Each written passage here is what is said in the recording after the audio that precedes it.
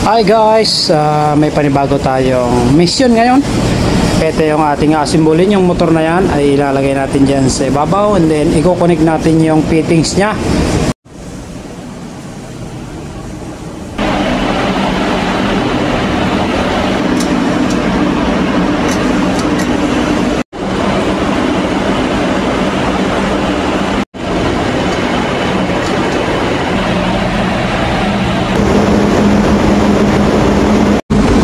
Hello guys, andito na tayo sa site. Nadala na natin yung priming pump saka itong tangke.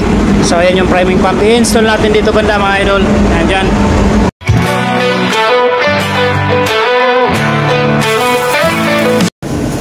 So sasalpak natin to mga idol yung priming pump dito sa tangke, sa vacuum tank. Ayan.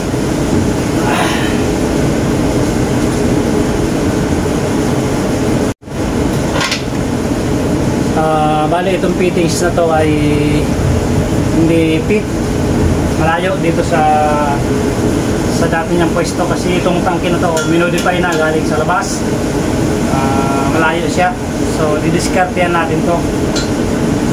Magagawa tayo ng konting tricks para mag-fit siya. So ang ginawa ko nga sa kabilang fittings ay pinutol ko na mga idol kasi iba yung isang side niya, iba rin yung isang side. So diskartehan na natin mga idol, tara let's go.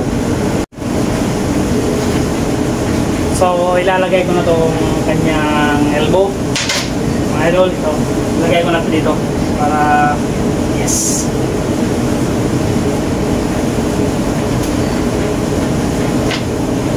Hello guys! Yeah. That's my second engineer. So ito yung connection nito. Yes. And dito natin yan sa kapila mga idol yan. So yan, konting adjust na lang. So mag-modify na lang ako doon sa ilalim. Mamaya pakita ko sa inyo mga idol mamaya. Salpak ko lang muna to. So magkaiba sila mga idol. So ito yung atin na lang diskarte. Magkaiba sila ng thread. Wala tayong fittings dito na mahanap na ganitong design. So ang ginawa ko ay naghahanap lang ako ng mga luma, then pinutol ko siya. Ito rin ibang fittings lang to, kailangan ko lang ito. So welding ko na lang yan dyan. Ganun na lang yung ating diskarte mga idol para lang ay maipit natin siya. So welding ko na lang to and titingnan natin yung alignment kung goods na siya. So tara, let's go. So ilalagay natin to dito mga idol para makita natin yung kanyang alignment. Bali pag na kuha na natin yung tamang distance niya o tamang alignment ay itataking natin to. Yan. Pansinin nyo, medyo malayo siya. Walang problema, konting baluktot lang yan mga idol. Makukuha na natin yung kanyang distance or yung kanyang alignment. So halos eksakto lang to. Buti na tama. So yan, konting baluktot lang to mga idol. Ganyan o. Babaluktutin ko lang to ng konti para magtama dito sa kanyang fittings dito sa baba. So yan. So tatanggalin ko to, tapos babaluktutin ko lang tong ano nito, tong fittings na to. Medyo makuha na to, stainless kasi to.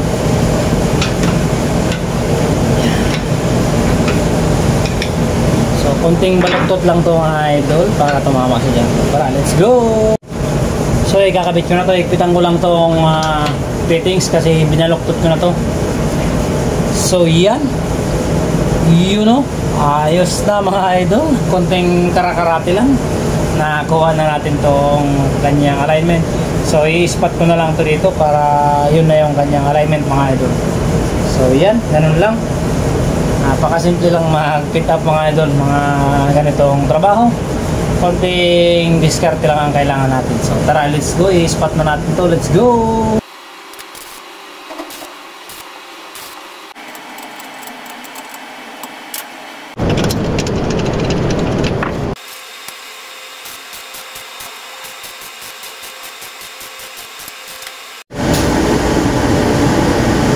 So ito na guys yung ating welding na fittings. Pwede na yan.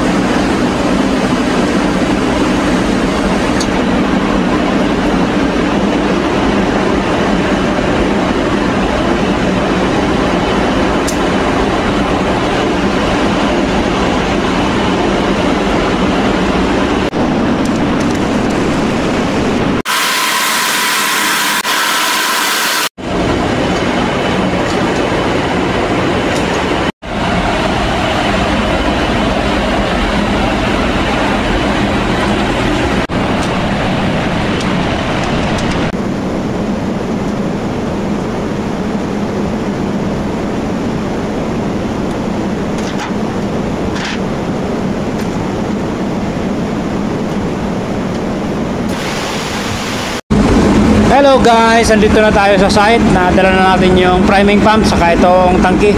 So ayan yung priming pump. I-install natin dito banda mga idol. Ayan dyan. Sa ilalim na yan. So tatanggalin ko pa itong cover na to para mas maluwang yung ating pagtrabaho. Yan, naka-ready na lahat ng ating gamit. So tara, let's go!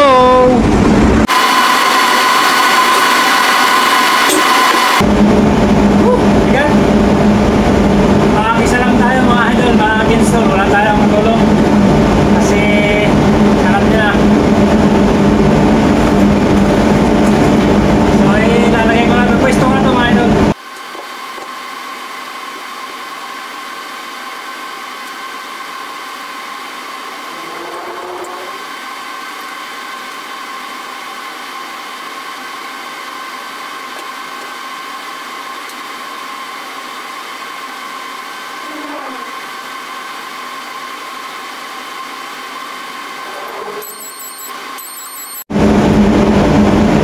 Hello guys, ilalagay na natin ito, sasalpak na natin ito motor para may fit ko na lahat ng mga fittings nya. Salpak ko na guys.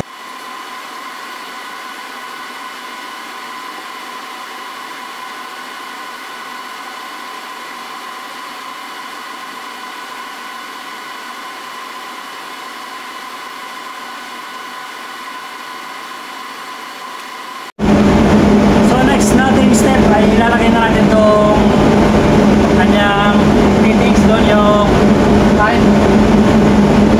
Gamit na natin mga ano.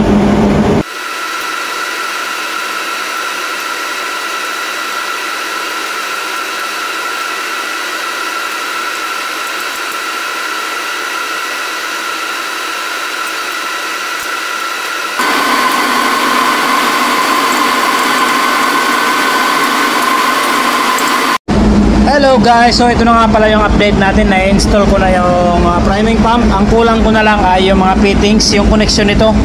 Pag galing dito, i-connect ko dito siya, dito sa solenoid, and then naka-connect din doon sa may fittings doon. So naglagay na ako ng bagong connection doon. I-connect dito, then nakatap din dito. So ito yung luma. So hindi ko na gagamitin yan. Magli-layout na tayo ng panibagong copper pipe. So yan na yung ating li-layout mga idol. So tara, let's go!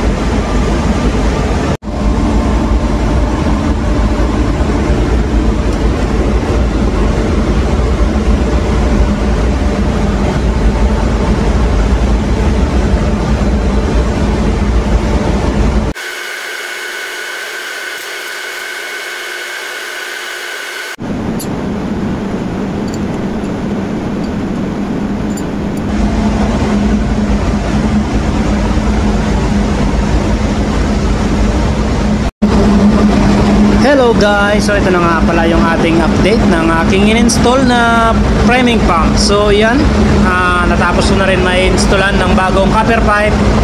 Yan, hanggang dito sa solenoid valve. So yun yung connection pa ilalim.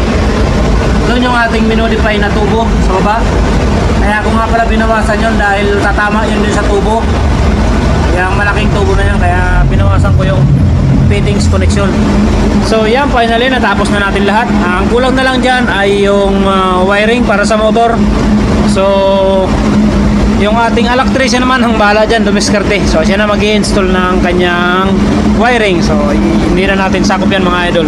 So thank you very much sa mga nanood. Kahit simpleng ano lang to, simpleng mga job order. So thank you so much. Please paki-support naman yung ating Facebook page, Sipits Vlog mga idol. Thank you so much mga idol. Thank you.